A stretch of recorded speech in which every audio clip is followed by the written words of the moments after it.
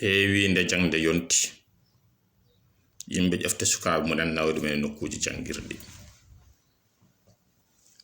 Nokkuji jangirɗi noon heewi wonde ko ɗiɗi.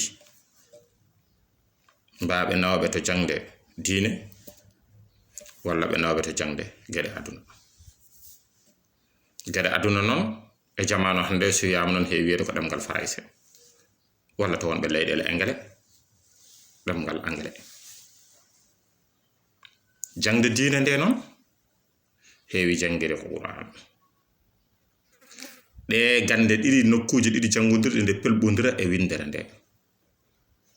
Sabu gogo o jangoɓe diine ɓe hono Qur'ana ɓe puɗɗorto wadde ko duuɗe Qur'ana. Duuɗe Qur'ana ko less lekki heewi wonde werte sukaɓe jooɗo e leydi ceerno faw sajjade muɗum guru jooɗo huccite almuɓe gofofindene alluwel muɗum ina janga.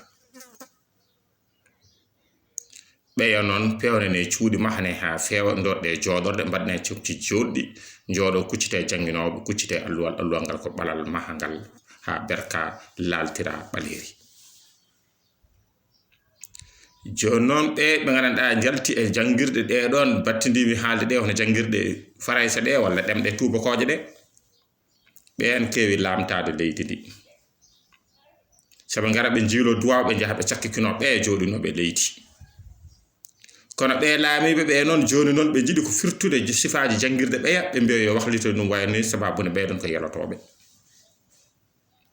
Ndewen noon soɓe jiilo duwaw kadi barka kadi ɓe gabbitoyo ɓeega. On nga numma dogate e saha oɗo gonɗen o e windere nde. Beele cikkuɗon jangde nde foti wonede koye less leɗɗe walla e nder caali walla e nder suudu taw yimɓeɓe jooɗoto ko leydi, walla jangde nde foti waɗede ko kuɓeje mahane ɗum ha feewa kadi waɗe jooɗorde towɗe nder hen taw koyɗe sukaɓe memata leydi kadi ɓe jooɗoɗo jangguinowo jooɗoɗo toowi ɓe kuccite alluwal. Sifaji jangirgol noon ko ɗaɓɓere gandal beele hen ko poɗɗen yiilade koko Allah yiɗi ko walla poɗɗen abbitade koko aduna abbiti ko.